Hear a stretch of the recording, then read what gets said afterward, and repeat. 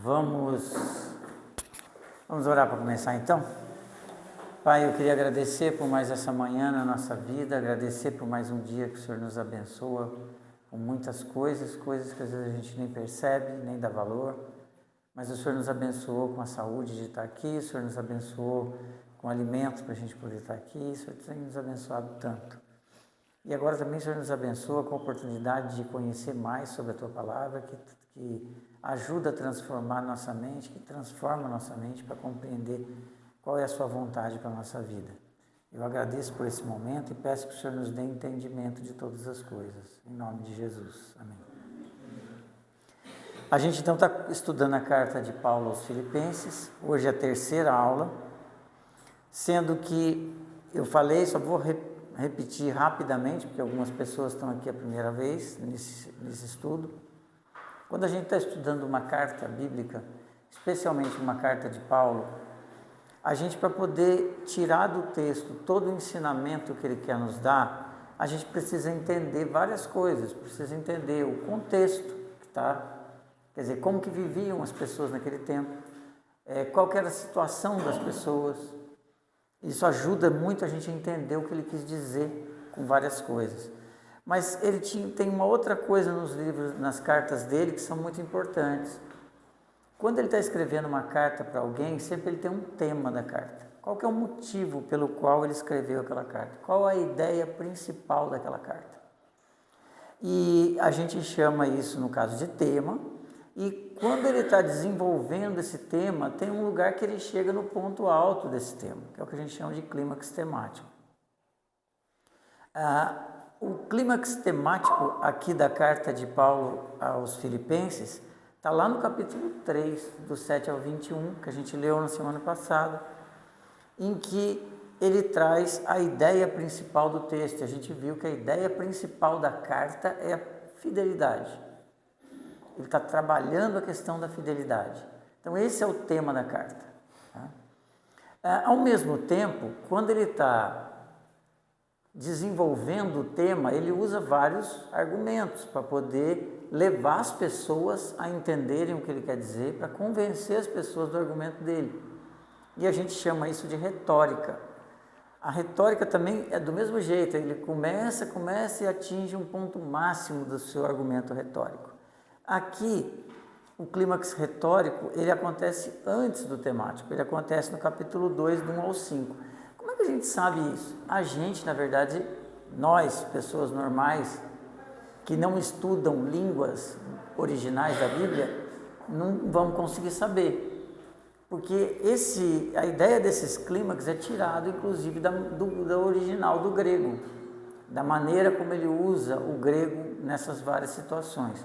Mas tem muita gente que estuda isso e levanta quais são esses clímax aqui. Então, o clímax retórico é o ponto alto da argumentação, tentando convencer as pessoas que estão lendo daquilo que ele quer dizer. Para vocês entenderem mais ou menos como funciona, é que, por exemplo, eu estou tendo um culto. Então, eu vou pregar num culto, eu chego e pego o texto, leio o texto, explico o texto. Aí, quando chega no final, eu faço a aplicação do texto para a nossa vida. Então, o tema é o texto, a retórica é a aplicação. Aqui Paulo faz ao contrário, como se ele fizesse primeiro a aplicação e depois usasse o texto. É assim que ele faz nessa carta aqui especificamente. Tá? E o ponto principal dentro disso que a gente está tratando aqui, do clímax de argumentação dele, a gente pode tirar uma ideia desse versículo aqui, capítulo 2, versículo 5, quando ele está argumentando, ele chegou no ponto alto do discurso dele, ele diz o seguinte: seja a atitude de vocês a mesma de Cristo Jesus. Se você tem uma Bíblia na versão ARA, ou não sei qual das outras versões, mas nas versões mais antigas, está escrito: tende em vós o mesmo sentimento que há em Cristo Jesus. Então, aqui a palavra parece traduzida como uma atitude, na ARA aparece como um sentimento. Bom, por que isso? Essa palavra que foi traduzida como sentimento na ARA e como atitude na NVI é a palavra frônesis. Essa palavra é uma palavra muito difícil de ser traduzida para o português. Essa palavra não tem uma palavra igual no português. A palavra frônesis, ela é como é atitude? É quando a pessoa toma uma determinada atitude. É sentimento? É, porque a pessoa toma uma atitude querendo tomar atitude, desejando tomar atitude. Mas ela é muito mais do que isso. É quando a gente toma atitude porque aquela atitude está de acordo com a nossa maneira de enxergar o mundo, a maneira de viver o mundo. Então não daria para traduzir essa palavra numa só. Mas o que ele quer dizer é o seguinte, que a nossa mente tem que ser transformada para que a gente possa enxergar o mundo como Cristo via, dessa maneira desejar ter as mesmas atitudes que Cristo teve e ter as mesmas atitudes que Cristo teve. Então é isso que ele quer dizer. Ele está escrevendo para algumas pessoas que estão vivendo um momento de dificuldade, algumas pessoas que estão passando por divisões internas na igreja, algumas pessoas que estão passando por privações materiais, dificuldades de todo tipo. E ele diz para eles, seja a atitude de vocês a mesma de Cristo Jesus. Olha, vocês têm que começar a enxergar tudo isso que vocês estão vivendo da maneira como Cristo enxergaria. Vocês têm que começar a tomar suas atitudes que são de acordo com aquilo que Cristo gostaria que vocês tomassem, não só por fazer. Ah não, mandou, eu estou obedecendo, mas querer fazer. Até na aula passada eu falei que o tema da carta poderia não ser, eu poderia ao invés de usar fidelidade, usar obediência. Mas existe um problema na obediência. Eu posso aqui dar uma ordem, todo mundo vai ficar em pé, e você fica em pé. Mas você não queria ficar em pé. Você está com a perna cansada, está doendo, você fica em pé resmungando. Por que você ficou? Não, porque mandou, eu faço. Isso é obediência, você obedeceu. Mas aqui a situação é diferente. Eu entendo que o ficar em pé ele é importante, eu entendo que essa é a vontade da minha vida, eu quero fazer isso e, portanto, eu vou fazer isso.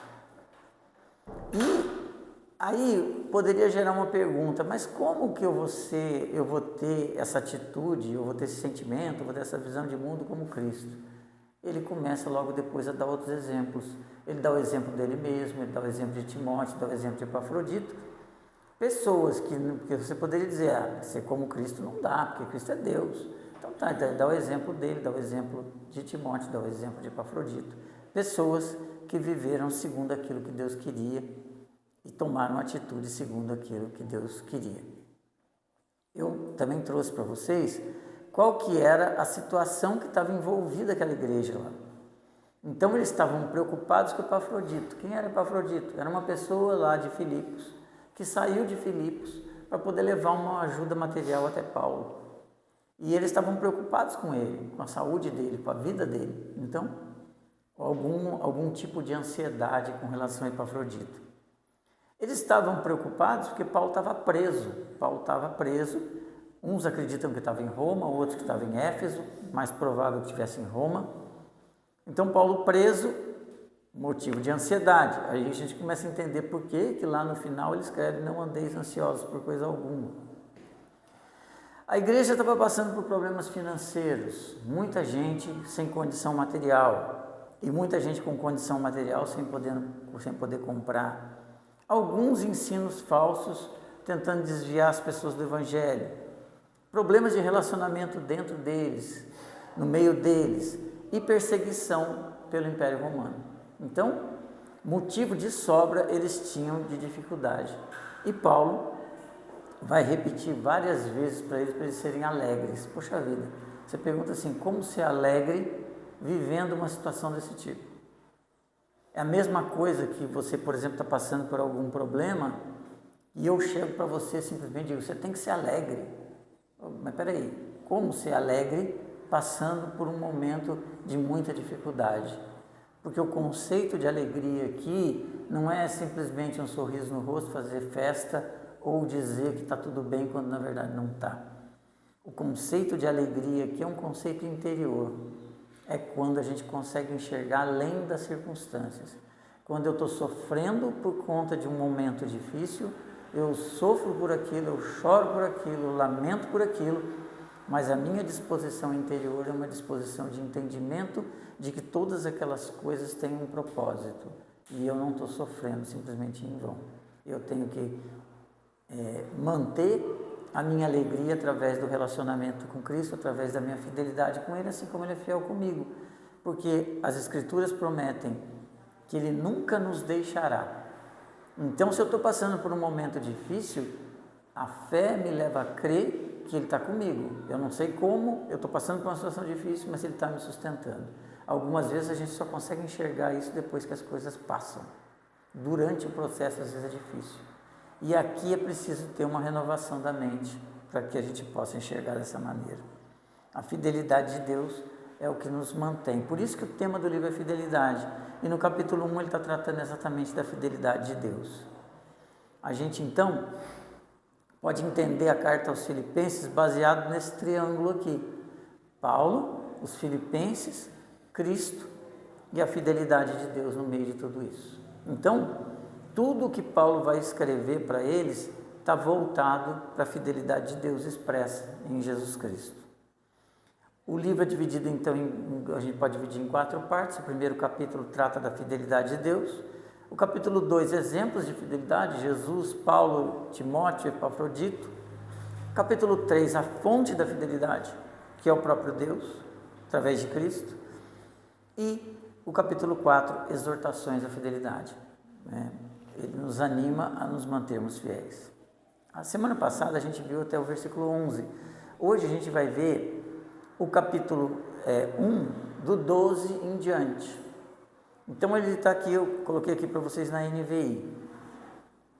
Ele escreve então no versículo 12: quero que saibam, irmãos, aquilo que me aconteceu tem antes servido para o progresso do Evangelho. O que é aquilo que me aconteceu? Ele está preso. É isso que é aquilo que me aconteceu. Então quero que saibam, irmãos, que o fato de ser preso tem servido para o progresso do Evangelho. Como resultado, tornou-se evidente a toda a guarda do palácio e a todos os demais que estou na prisão por causa de Cristo. E a maioria dos irmãos, motivados no Senhor pela minha prisão, estão anunciando a palavra com maior determinação e destemor. Veja que no versículo 1 ele falou da prisão, no versículo 2 da prisão, no 12 prisão, 13 prisão, 14 prisão. 15. É verdade que alguns pregam a Cristo por inveja e rivalidade, mas outros o fazem de boa vontade. Estes fazem por amor, sabendo que aqui me encontro para a defesa do Evangelho. Aqueles pregam Cristo por ambição egoísta, sem sinceridade, pensando que me podem causar sofrimento enquanto estou preso. Mas o que importante é que, de qualquer forma, seja por motivos falsos ou verdadeiros, Cristo está sendo pregado e por isso me alegro. De fato, continuarei a alegrar-me. Ele repete várias vezes a palavra prisão. Eu deixei grifado essas palavras prisão. E se você olhar no versículo 7 do capítulo 1, você vai ver que ele fala que estou entre correntes. Então ele está aqui tratando mais. No versículo 7 ele diz assim: é justo que eu me sinta a respeito de todos vocês, uma vez que os tenho no meu coração, pois quer nas correntes, quer me prendem, nas correntes que me prendem, quer defendendo e confirmando o Evangelho, todos vocês participam comigo da graça de Deus. Então ele está, quando ele diz sobre entre correntes no versículo 7, ele coloca agora que é como prisão. E quando você olha o versículo 9, você vê que ele fala de amor, e aqui no versículo 16 ele repete a questão do amor. Ele começa orando para que o amor deles aumente. E aqui no versículo 16, de novo, fazem por amor.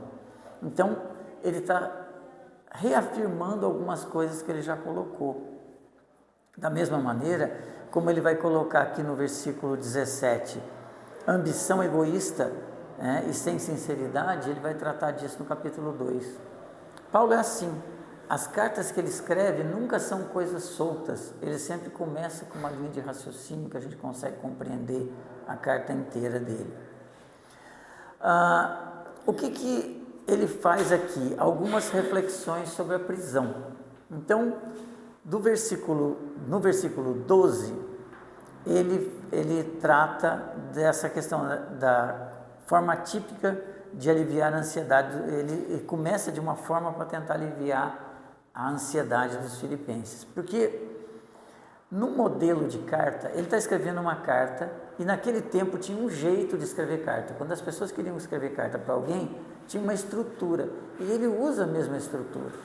Ele começou com a saudação, dizendo quem é que estava escrevendo, depois ele fala para quem ele estava mandando, depois ele dá uma ação de graças, faz uma oração e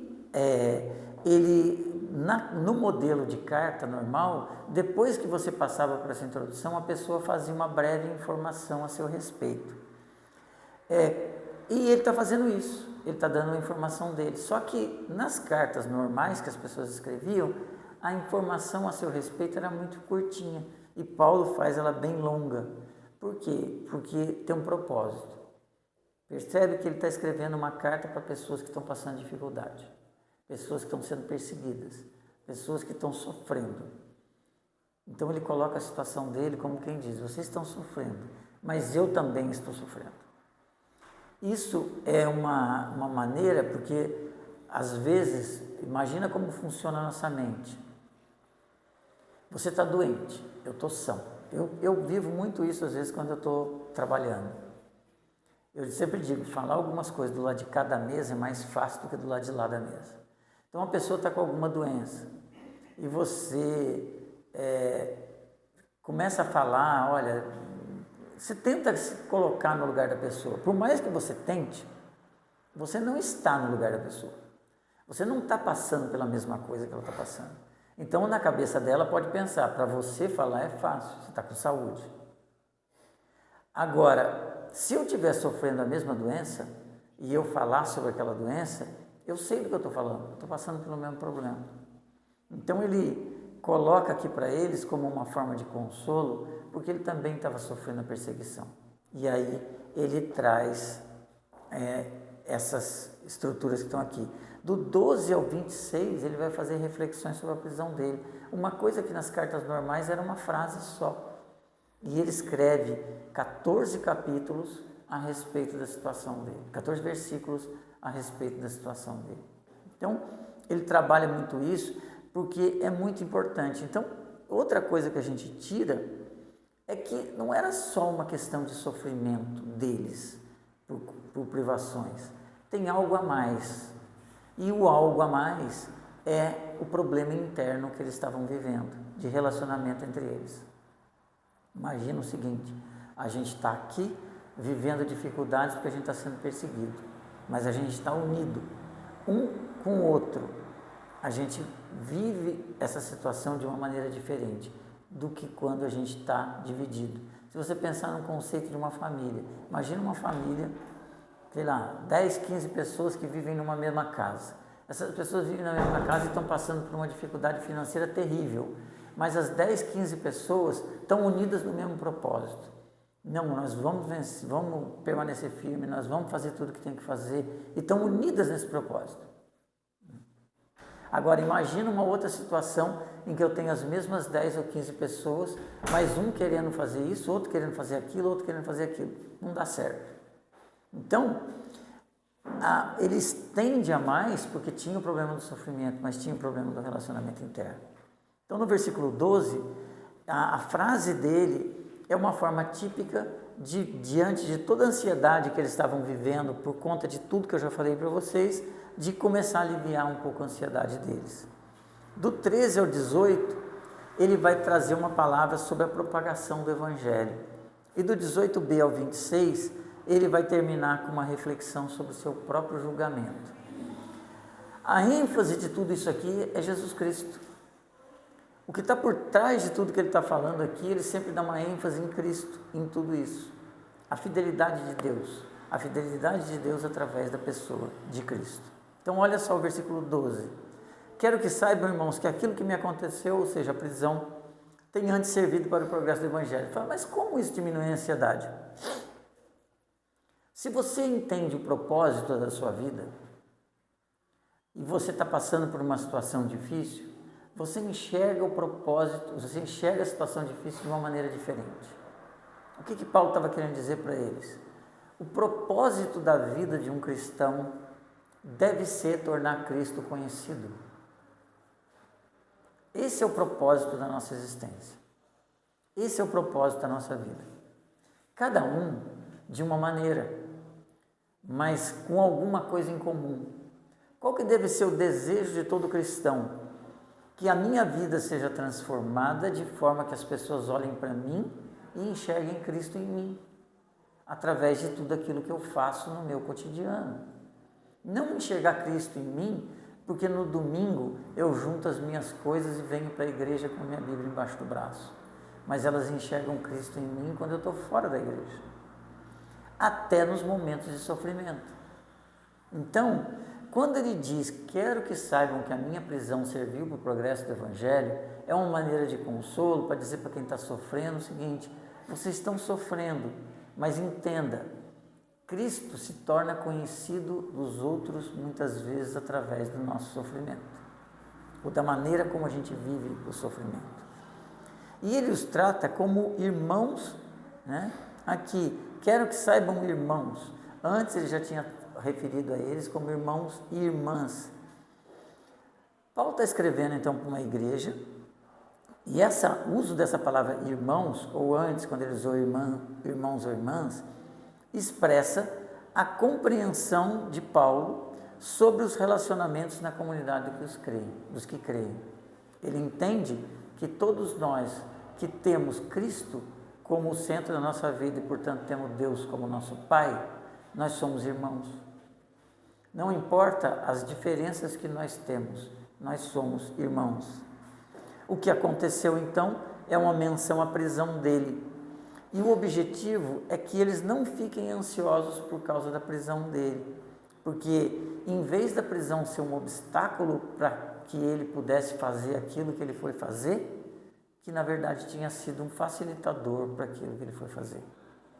Então Paulo estava olhando a prisão dele não como uma situação, poxa, eu queria vir pregar o Evangelho, cheguei aqui e me prenderam.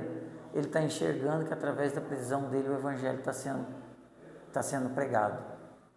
Então nós não conseguimos entender muitas vezes os propósitos dos caminhos que Deus tem, mas a gente tem que tentar entender e fazer uma leitura além das circunstâncias. No versículo 13, ele explica um pouco melhor. Como resultado da prisão dele, tornou-se evidente a toda a guarda do palácio e a todos os demais que estão na prisão por causa de Cristo. Ficou evidente para todos que tiveram qualquer associação com ele, que conheciam Paulo, que ouviram falar dele, que a prisão dele tinha relação com a sua fé em Cristo e com o evangelho que ele pregava. Tá? Mas para Paulo significava também uma oportunidade de evangelizar as pessoas que estavam na volta dele. Essa é a ideia que está aqui. Quando ele coloca aqui, estou na prisão por causa de Cristo, porque tem algumas versões, eu acho que estou em Cristo. Né? Como é que está na área aí, Cássia? De maneira que as minhas cadeias em Cristo. Em Cristo. O que acontece? Aqui também é uma questão de tradução e a NVI achou melhor colocar por causa de Cristo, porque esse é o sentido mesmo da palavra que estava ali, da palavra, porque são duas palavras que poderiam ser traduzidas, a palavra em e a palavra hiper. Então quando ele usa em aqui, ele está querendo dizer que realmente eu estou preso por causa de Cristo, não que Cristo está comigo na prisão. Eu estou preso por causa de Cristo. E as pessoas sabiam que ele estava preso por causa de Cristo. Se você olhar no capítulo 3, no versículo 10 de Filipenses, ele vai dizer o seguinte: quero conhecer a Cristo, ao poder de sua ressurreição, a participação em seus sofrimentos, tornando-se como ele em sua morte. Então, o que Paulo está querendo dizer aqui? Estou na prisão por causa de Cristo. Estou participando do sofrimento de Cristo por estar preso. É o que ele chama, e a gente usa muito esse termo, o custo do discipulado. A gente tem uma tendência natural de querer, e é humano isso, da gente querer o lado bom de todas as coisas. Então, se eu disser para uma pessoa, olha, prega o Evangelho e leva a pessoa, não, venha para Cristo que seus problemas vão acabar. Na verdade, eu posso dizer para a pessoa com segurança o seguinte: venha para Cristo que o seu problema acabará. E qual que é o seu problema que acabará? O seu problema de estar separado de Deus por conta do seu pecado. Mas os seus problemas podem até aumentar. Podem até aumentar. Porque eu, além de tudo, ainda vou criar uma inimizade com... Inimizade que eu estou falando não é a inimizade da pessoa virar a cara para você, mas inimizade muitas vezes disfarçada com outras pessoas que não creem. Eu, por exemplo, vou deixar de fazer alguma coisa que outros fazem e isso pode gerar algum tipo de mal-estar. Quem aqui já não enfrentou na sua própria família algum mal-estar porque você assumiu uma posição como cristão? Isso é o que eu estou querendo dizer com inimizade. E esse é o que a gente chama de custo do discipulado. O custo do discipulado é eu entender o propósito por qual Cristo me chamou e estar disposto a passar por todas as dificuldades que venham a ser consequência disso. De novo, gente, a gente não fica contente por sofrer, a gente não fica contente por nada disso, a gente não deseja nada disso. Mas o que eu tenho é que pedir a Deus que transforme a minha mente, para que eu possa enxergar o mundo de uma maneira diferente. E se um dia eu passar por uma situação de sofrimento, eu vou poder olhar para o sofrimento também de uma forma diferente. Eu vou poder tentar entender propósitos por trás daquilo, ou refletir a Cristo no meio de toda essa dificuldade. Quando a gente aparece aqui a palavra guardas do palácio, como é que está na sua versão, Cássia? Aí, Chiara? Eu estou falando aqui no versículo 13, 14. Guarda pretoriana. Guarda pretoriana. E todos os demais. Na NVI está como guardas do palácio. Esse é um ponto importante aqui na estrutura do texto, porque, como eu disse, ninguém tem certeza absoluta de onde Paulo estava preso. As duas possibilidades maiores é que ele estivesse preso em Éfeso ou preso em Roma. E essa palavra aqui, guardas do palácio ou guarda pretoriana, é a palavra pretorium. E essa palavra é muito importante para essa localização, porque se você entende pretorium como um lugar, ele podia estar preso em Éfeso. Porque o que aconteceu? Essa palavra aqui, a origem dessa palavra pretorium é quando ela designava, quando um exército estava no lugar, tinha a tenda do general. A tenda central. Então, a tenda do general era o pretorium. No início era assim. Depois, ela passou a ser usada para designar o palácio do governador. E se eu estou pensando num lugar, então, poderia ser o palácio do governador em Éfeso, podia ser o palácio do governador em Roma. Mas ela é muito usada para designar a chamada guarda pretoriana, como está ali. A guarda pretoriana é a guarda que estava em volta do rei, no caso, do César. E, portanto, se eu entendo isso como guarda pretoriana, e muitos autores entendem assim, Paulo estava preso em Roma, porque ele está dizendo que a guarda pretoriana teve a oportunidade de ouvir o Evangelho, e a guarda pretoriana se encontrava em Roma junto com César. Isso é muito importante para a gente entender onde ele estava preso, e tem algumas outras implicações. Então, ele diz no versículo 13, então, a guarda do palácio, ou guarda pretoriana, e todos os demais. Quem são todos os demais? Todos os demais eram todas as pessoas que frequentavam o lugar que tratavam de assuntos imperiais, ou todas as pessoas que frequentavam o palácio do imperador, eram todos os demais. Todo mundo que ia até lá, de alguma maneira, ele pregava o Evangelho. As pessoas sabiam que ele estava preso por causa do Evangelho, por curiosidade, por qualquer outro motivo, queriam saber mais e acabavam ouvindo o Evangelho. Uma vez o pastor Sérgio contou uma história, há muito tempo, de um evangelista que tinha, e ele foi para um hospital com apendicite. E aí chegou no hospital, não tinha vaga para ele ser internado no lugar normal. Internado, colocaram ele na maternidade. Aí ele estava na maternidade e andando pela maternidade com o seu aquele negocinho de soro. Chegou um senhor que estava com a esposa, achou estranho, um homem na maternidade. Falou: o que você está fazendo aqui? Aí ele falou, ele chegou e começaram a conversar, ele falou: você tem um minutinho para poder contar para você o propósito do porquê eu estou aqui? O cara falou, pois não, tenho, pregou o evangelho para ele. Aí quando ele terminou de pregar o evangelho, o cara virou para ele e falou, o senhor teria mais 2 minutinhos para poder ter mais essa conversa com a minha esposa que está ali no quarto? Então, todo mundo, em todo lugar, prega o evangelho onde tivesse. As pessoas chegavam e perguntavam, Paulo pregava.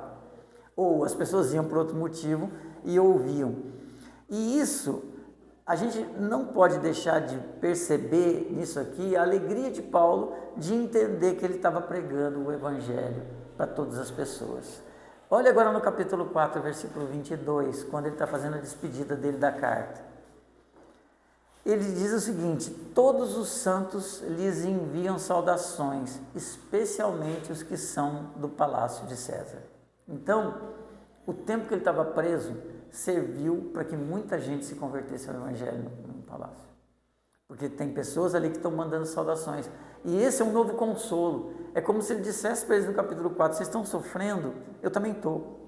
Mas pelo meu sofrimento, muita gente está conhecendo o evangelho. Tanto que aqui, pessoas do palácio estão mandando saudações para vocês. É um encorajamento que ele está fazendo aqui, mostrando a fidelidade de Deus em meio ao sofrimento. No 14, ele diz o seguinte, a maioria dos irmãos motivados no Senhor pela minha prisão estão anunciando a palavra com maior determinação e destemor. Algumas versões trazem aqui irmãos e irmãs, mas aqui na NVI está só a maioria dos irmãos. E diziam, e algumas versões está irmãos ou irmãs, irmãos e irmãs, no Senhor. Eu não sei como é que está aí, Cássia. A maioria dos irmãos estimulados no Senhor. No Senhor.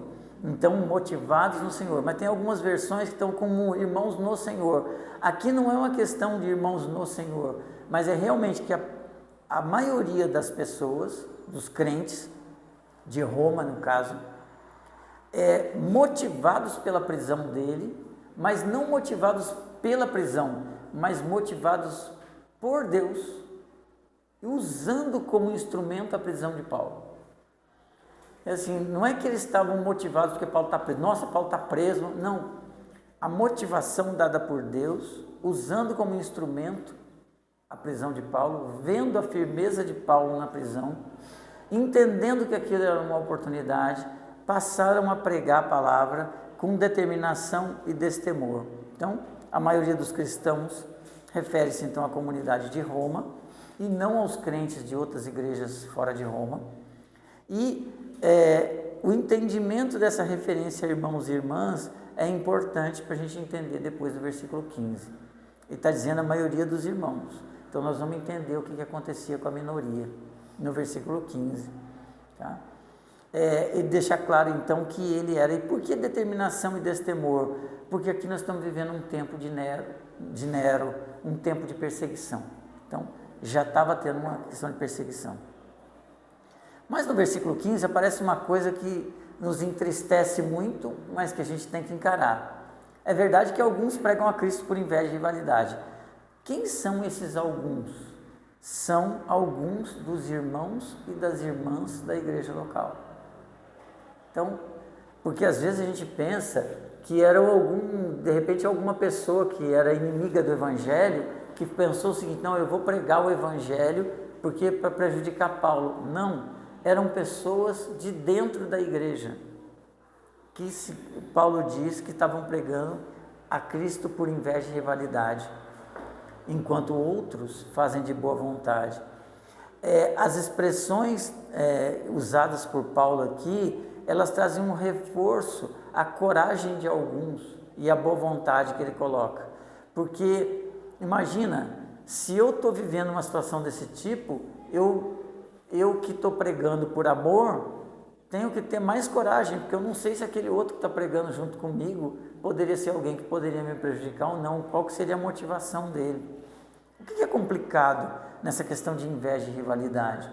Se você olha Gálatas 5:20, quando você tem a lista das obras da carne, Paulo diz que idolatria, feitiçaria, ódio, discórdia, ciúmes, egoísmo, dissensões, facções, inveja, embriaguez, orgias, coisas E coisas semelhantes eu os advirto, como já lhes adverti, que os que praticam essas coisas não herdarão o reino de Deus.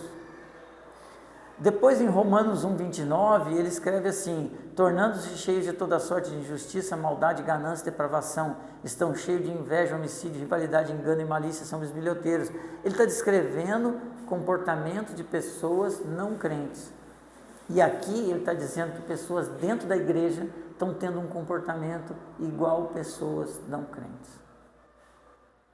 Isso mas como que isso pode acontecer?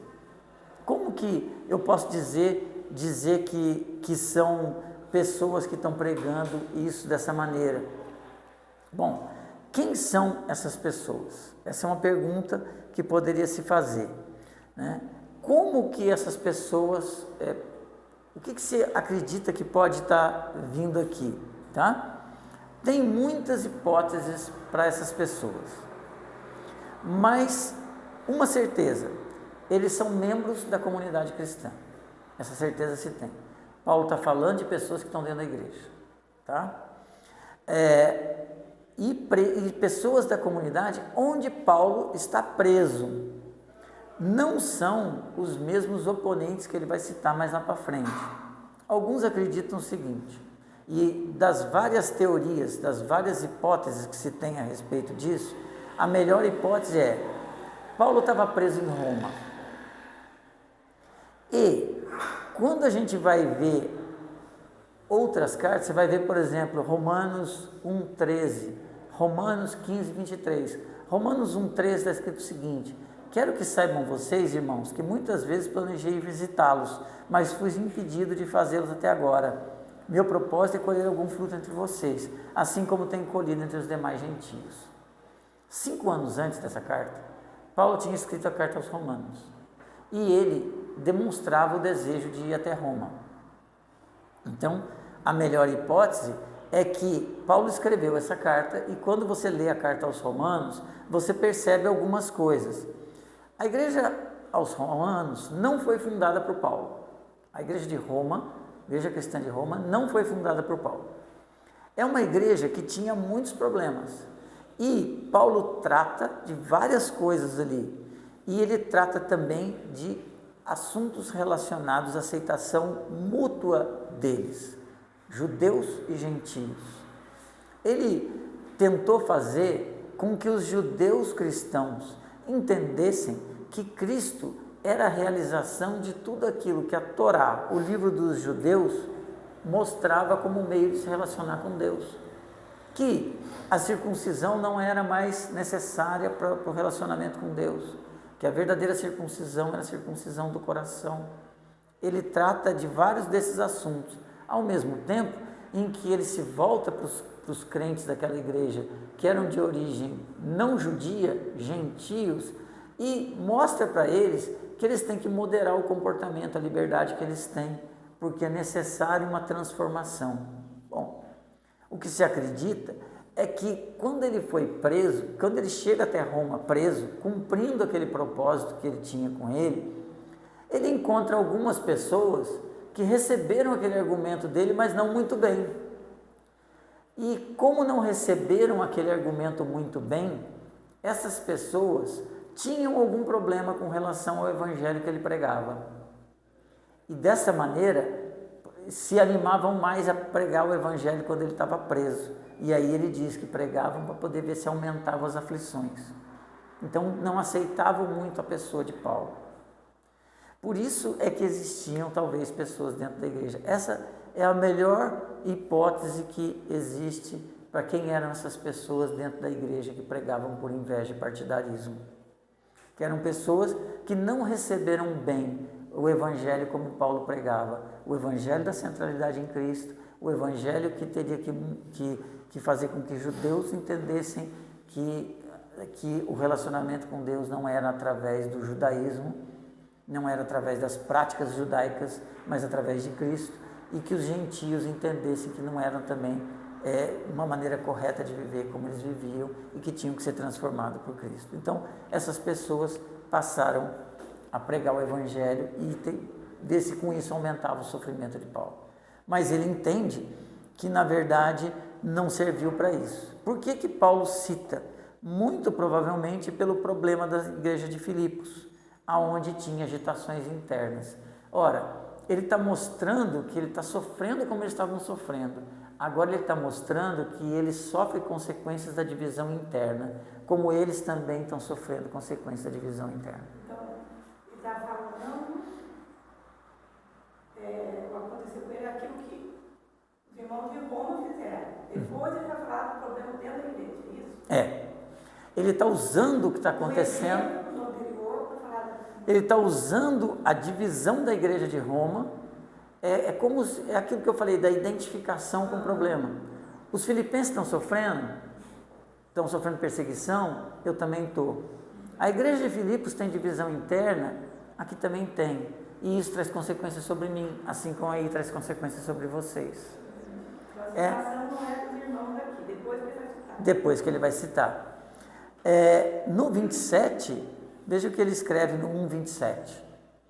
Não importa o que aconteça, exerçam a sua cidadania de maneira digna do Evangelho de Cristo, para que assim quer eu vá e os veja, quer apenas ouça seu respeito em minha ausência, fico sabendo que vocês permanecem firmes num só espírito, lutando unânimes pela fé evangélica. Então, Paulo está tratando aqui, quando ele fala isso, de situações ligadas à divisão. No capítulo 2, versículo 3, ele continua tratando disso, quando ele diz o seguinte: nada façam por ambição egoísta ou por vaidade, mas humildemente considerem os outros superiores a si mesmos.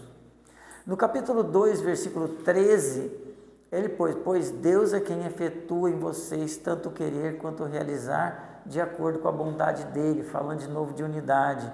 E no 21 do capítulo 2, ele diz: pois todos buscam seus próprios interesses, a não ser o de Jesus Cristo.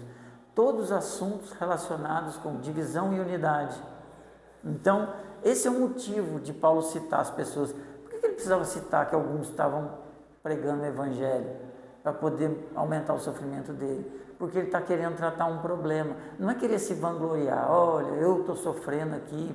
Não, é usar isso como instrumento para tratar do mesmo problema que eles estavam vivendo. E no 18, para encerrar, eles dizem o seguinte: mas que importa?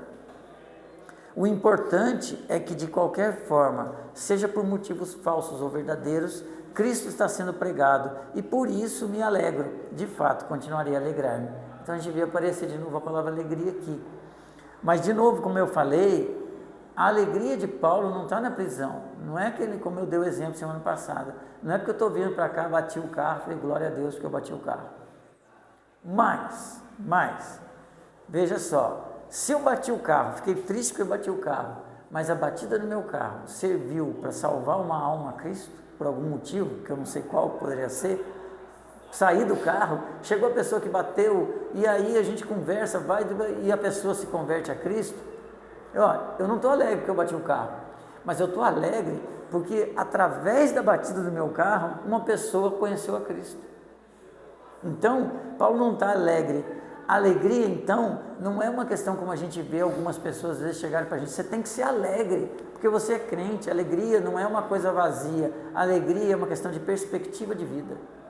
É uma questão de entendimento do propósito da minha vida. Então, eu estou alegre porque eu estou em Cristo. E eu fazendo a vontade dele, aconteça o que acontecer, eu estou alegre, porque eu estou fazendo a vontade dele. Nosso problema é que a nossa tendência é não querer fazer a vontade dele. Paulo tinha desejado estar em Roma para poder compartilhar com ele o Evangelho, e ele muito provavelmente estava em Roma. Ele imaginava que ele iria para Roma para pregar o Evangelho com liberdade. Ele foi para Roma preso, então não foi uma condição que ele escolheu, mas isso para ele não era motivo para reclamar. Por quê? Porque através da prisão ele pôde pregar o Evangelho para a guarda pretoriana. Qual chance ele teria de pregar o Evangelho para pessoas do palácio se não fosse assim? É uma mudança de perspectiva de vida. O que ele quer, o que Paulo está querendo aqui, é que ele queria que os filipenses ouçam e entendam que a pregação que ele pretendia, tá? Que aquelas pessoas que pregavam o Evangelho por inveja ou por partidarismo, ou as pessoas que o prenderam, aquilo que elas pretendiam é motivo de alegria, porque foi uma forma do Evangelho se tornar mais conhecido. Porque para Paulo o que importa é Cristo, não importa as circunstâncias. Se você vai no capítulo 2, 17 e 18, você vai ver de novo ele falar de alegria, porque ele exorta os filipenses a se alegrarem, mesmo que isso signifique passar por aflição. Tá? Paulo não é uma pessoa alienada da realidade, e é isso que a gente tem que tomar cuidado, a gente não ser.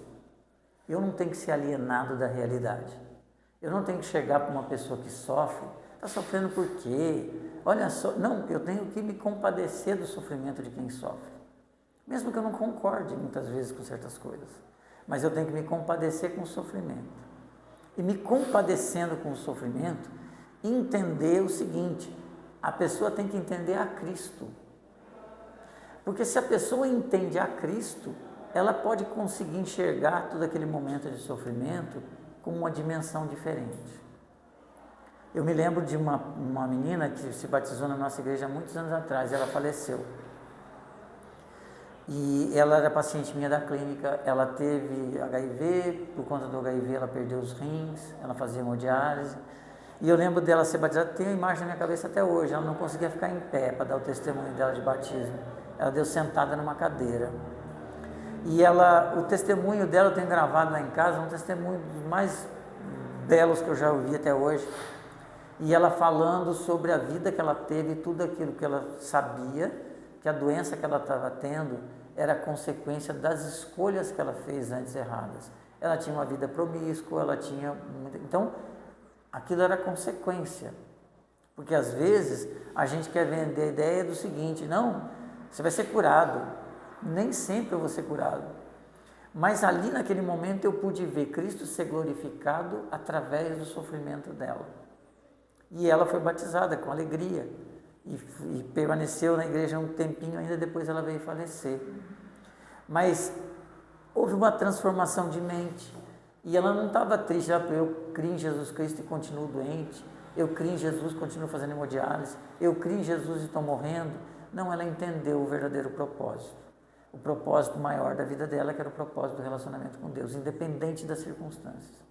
A gente deseja muitas vezes que sair dessa situação difícil, mas eu tenho que entender que o propósito de Deus a gente não consegue compreender muitas vezes. E aí a gente consegue entender a grandeza de Paulo em se alegrar, mesmo quando algumas pessoas o estão perseguindo. Paulo, o único desejo de Paulo é que Cristo fosse pregado. Esse era o único desejo. Paulo tinha entendido que o discipulado, ou seja, a vida com Cristo, tem os seus custos. E para ele o custo estava sendo: tem que ser preso para isso.